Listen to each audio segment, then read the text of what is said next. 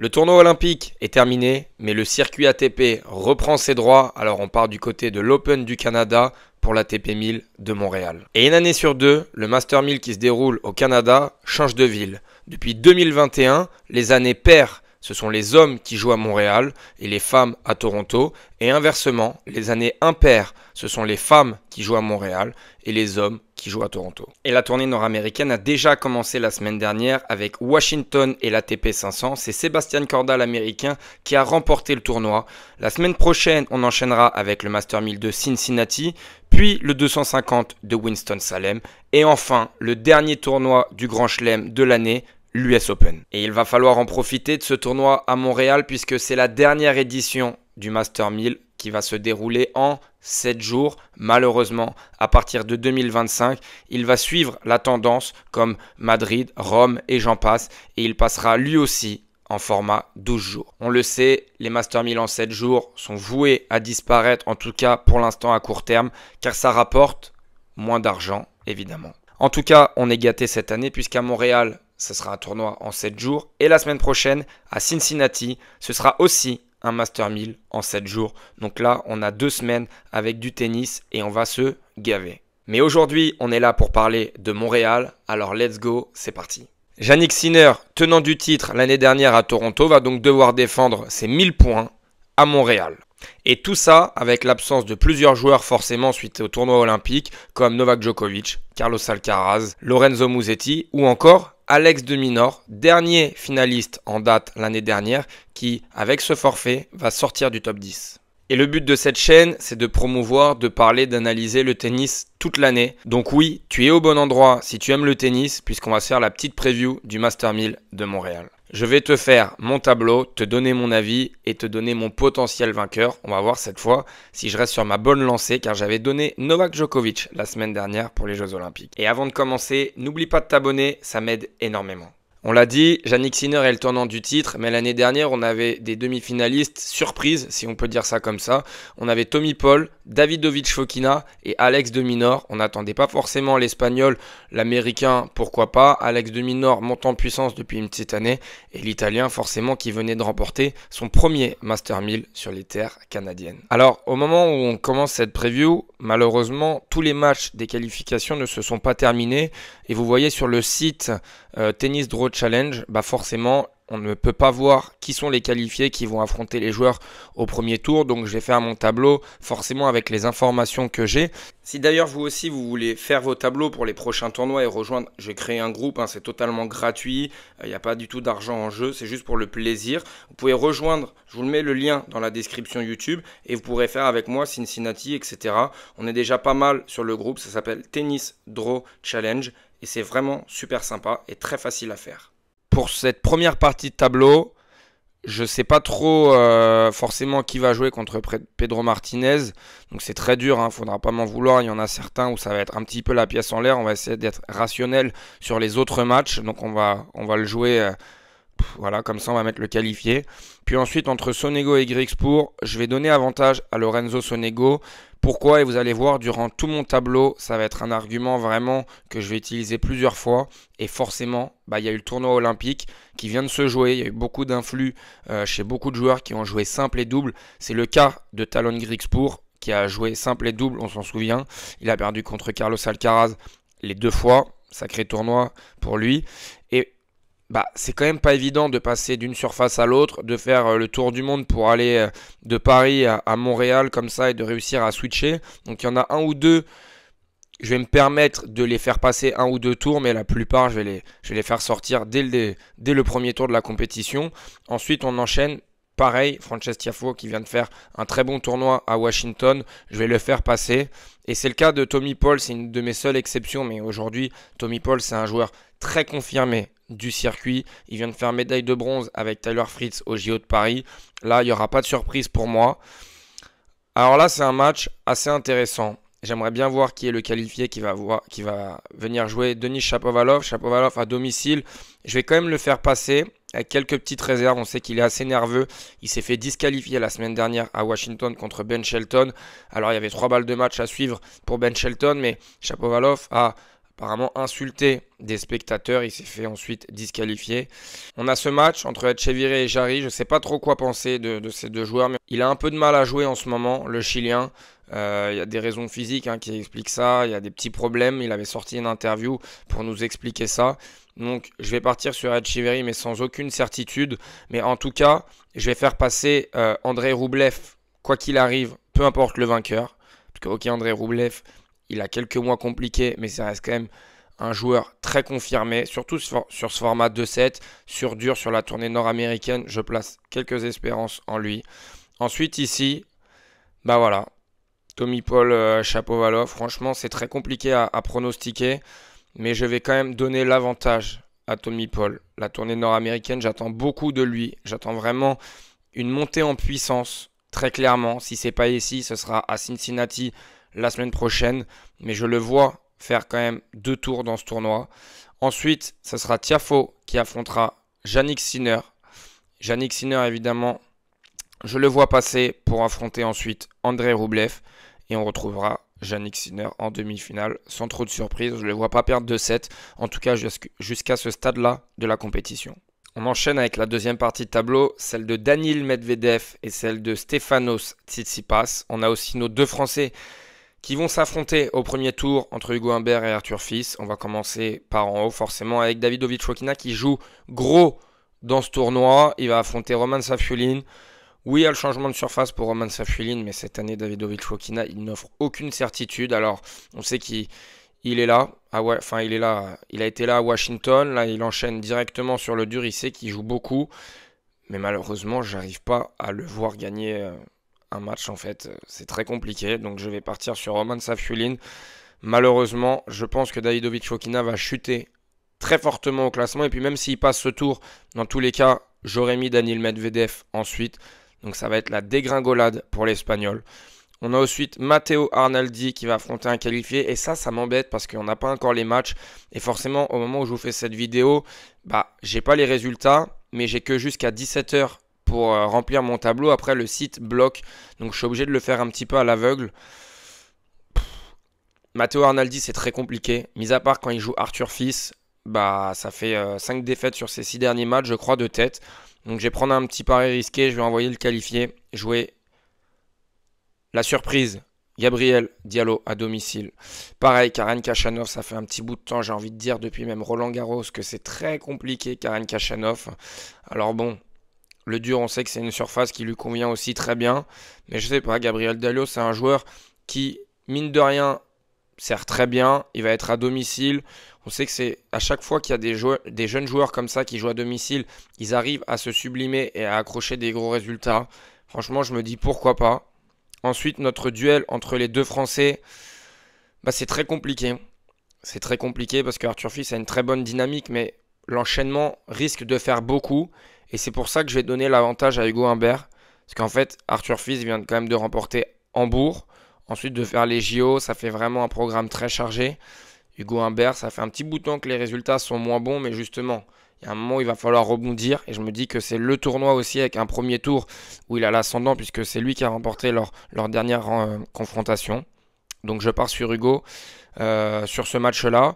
Et ensuite, Nuno Borges contre Kekmanovic. Franchement, je vais partir sur Kekmanovic. Je pense que Nuno Borges vient de faire une très bonne saison sur terre battue avec son premier titre à Bastad contre Rafael Nadal.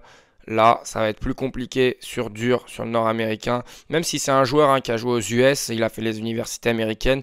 Le dur, c'est une surface qu'il connaît bien, qu'il maîtrise, il n'y a aucun souci. Mais je parle juste de la transition, voilà, ça va pas être si simple d'enchaîner. Donc je pars sur Kekmanovic. Et ensuite, je partirai sur Alex Michelsen, le jeune américain. Kei Nishikori, voilà, il joue avec son classement protégé. On voit un PR. Mais en fait, il a un bon set dans les jambes, j'ai l'impression. Alors, je dis ça et à tous les coups, il va gagner en 2 sets, on verra. Mais Alex Michelsen, c'est pas très beau à voir jouer. En tout cas, moi, ça me plaît pas forcément. Mais il faut reconnaître que c'est assez efficace dans son style. Et je le vois même battre Stefanos Tsitsipas. Oui, je le vois battre Tsitsipas parce que Tsitsipas, la transition, pareil. Terre battue, le dur nord-américain. Je pense que ça va être très compliqué pour lui, surtout face à un joueur qui sert et qui frappe fort comme Michelsen. Et je vois Michelsen ensuite affronter Kekmanovic pour la victoire de l'Américain. Il fera le meilleur résultat en carrière, l'Américain, je pense, dans ce tournoi de Montréal. Et là, pareil, ça m'embête. Ça m'embête. Dans tous les cas, de toute façon, je vais faire passer Daniil Medvedev, donc ça m'embête un petit peu. Je vais envoyer Gabriel Diallo, voilà, pour la forme. De toute façon, j'aurais mis Daniil Medvedev, quoi qu'il arrive, dans cette partie de tableau. On a Grigor Dimitrov, on a 2 qualifiés. Bon, vous m'en voudrez pas, je suis obligé de cliquer sur un, malheureusement, j'ai pas les matchs. Mais dans tous les cas, j'aurais mis Grigor Dimitrov, parce que j'attends beaucoup de Grigor Dimitrov qui fait peut-être la meilleure saison de sa carrière. Je ne sais pas ce que vous en pensez. Dites-le moi dans les commentaires. Qu'est-ce que vous attendez de Grigor Dimitrov sur cette partie de saison nord-américaine avec 2 Master 1000 et le Grand Chelem pour finir à l'US Open? Moi, j'attends franchement au moins une demi-finale, soit à Montréal, soit à Cincinnati, et au moins un quart de finale. Après, ça dépend évidemment de son tableau à l'US, mais j'espère vraiment qu'il va monter en puissance. On a de l'autre côté 2 joueurs qui viennent de jouer les JO, mais voilà, je vais partir sur Popyrin pour ensuite jouer Ben Shelton. Alors, Bublik s'est complètement perdu depuis un petit moment. J'espère qu'on va finir par le retrouver. Un des seuls à qui je vais donner un peu de crédit après ce tournoi olympique, c'est Félix. J'ai trouvé qu'il avait fait des bons matchs au tournoi olympique et on sait que le dur, c'est une surface qui lui convient très bien. Je pense que voilà, Koboli qui vient de faire finale à Washington a laissé des plumes, comme Félix à Paris. Donc on repart un petit peu sur un match à l'équilibre. Et c'est l'occasion pour Félix à domicile, évidemment, de faire un très bon tournoi avec un tableau. On le voit derrière, ça sera Manarino ou un qualifié. Quoi qu'il arrive, ce sera un bon tirage pour Félix Auger-Aliassime. J'ai pas en tête un qualifié qui pourrait le déranger. Je vois le qualifié passer, parce que Manarino, c'est très compliqué. Et ensuite, ce sera Félix qui passera pour moi. On reviendra après sur la partie un peu plus haute. Gaël Monfils contre le qualifié. Pareil, je vais partir sur le qualifié. J'ai l'impression que c'est un petit peu dur pour Gaël. Par contre, je pense que Gaël peut monter en puissance dans les tournois d'après, Cincinnati, mais peut-être Winston-Salem, s'il s'aligne, et pourquoi pas à l'US, parce que le dur, on sait que ça lui convient bien mieux que la terre battue, donc on verra. Mais je pense que ça va être un peu juste pour ce tournoi-là. Quoi penser de Hubert Hurkacz? Je vais au moins le faire passer un tour, mais ensuite je le ferai sortir par Félix Auger-Aliassime. Et sur la partie haute, je mettrai Grigor Dimitrov contre Ben Shelton pour une victoire du Bulgare. Et là, pareil, je vais faire passer Grigor Dimitrov. Dernière partie de tableau avec Casper Ruud en haut ici et Alexander Zverev en bas. Quoi penser de cette partie de tableau? On a Holger Rune. Quoi penser d'Holger Rune? Je ne sais pas trop.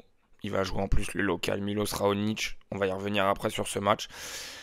On a Alexander Zverev. Il aurait apparemment une autonomie d'1 heure avant d'avoir des douleurs à la tête et de ne pas vraiment voir la balle. Il y a possibilité qu'il se retire du tournoi, on verra. Et on va commencer avec ce match, Cameron Norrie, Marcos Giron. Je vais partir sur l'Américain pour la simple et bonne raison que Cameron Norrie est en chute libre. Je trouve que son niveau... Il avait eu un très bon niveau quand il était rentré top 10, même s'il était décrié, que je ne suis pas forcément fan du garçon. Mais c'est un joueur qui joue tout en variation, qui joue avec les zones, avec différents effets, différentes trajectoires. Mais depuis un petit moment, c'est quand même beaucoup plus faible. Alors que Marcos Giron fait une très bonne saison. Il faut se rappeler du début de saison dans les tournois comme Dallas, etc. Au Marcos Giron, dès qu'il joue sur le continent là-bas, là, chez lui, il est très performant. Donc je vais partir sur Marcos Giron. Il va même pour moi battre Casper Ruud. On reviendra après sur ces matchs-là. Sébastien Corda va surfer sur sa dynamique. Sébastien Corda, le miraculé, puisqu'il a remporté l'ATP 500 de Washington la semaine dernière, alors que Kokinakis avait balle de match contre lui sur un point presque tout fait. Mais comme quoi le tennis parfois est assez cruel pour certains et assez magique pour d'autres. Et donc Sébastien Corda, après avoir sauvé miraculeusement la balle de match, finira par remporter son plus beau trophée en carrière. Il jouera pour moi Tyler Fritz. Tyler Fritz aujourd'hui est un joueur très confirmé. Je ne pense pas que la transition terre battue dure va vraiment le déranger. Et là, le match. Rune Raonic. Raonic, un épouvantail. Sur un format 2-7 comme ça au Canada. C'était vraiment pas le bon tirage pour Rune et sa confiance actuelle. Ce sera Milos Raonic pour moi, très clairement. Je pense qu'il va réussir à surfer sur sa dynamique de service de ces derniers matchs où il sert tout simplement le plomb. alors que Holger Rune n'affiche aucune certitude. Même si son niveau est bon parfois, en fait, il vient encore de se séparer de Patrick Mouratoglou. On ne sait pas où il va et je ne pense pas que de se mettre dans ce tournoi après sa petite blessure au poignet, c'était vraiment la meilleure décision à prendre. On verra bien. Marozan, Carreño Busta, pareil, Carreño Busta un petit peu comme Nishikori qui essaye de revenir à la compétition avec, on le voit, son classement protégé. Un petit peu dur de pronostiquer, mais ça fait un petit bout de temps qu'il est revenu. Il faut aussi lui donner du crédit. Alors bon, là il était au JO. Est-ce qu'il va réussir à se remettre dans la dynamique? Moi j'ai envie de penser que c'est un bon match-up pour lui. Donc je vais le faire passer. Et là, ma petite surprise de ce tournoi, ce sera Jordan Thompson. Vous allez voir, je vais le faire avancer sur quelques cases. Je vois Jack Draper avoir du mal, lui, à faire la transition pendant que Jordan Thompson, lui, était déjà à Washington et a bien joué, j'ai trouvé. Donc, je vais faire passer Jordan Thompson contre Jack Draper et contre Alexander Zverev aussi. Il rencontrera pour moi Milos Raonic qui fera 2 tours. Et ensuite, Tyler Fritz jouera contre Marcos Giron. Tyler Fritz affrontera ensuite Jordan Thompson et Tyler Fritz affrontera ensuite en demi-finale Grigor Dimitrov. Bien, si tout se passe comme prévu, du coup, on aura Jannik Sinner contre Daniil Medvedev. Forcément, c'est les 2 favoris. Il n'y a pas trop de surprises en tout cas dans cette partie-là du tableau.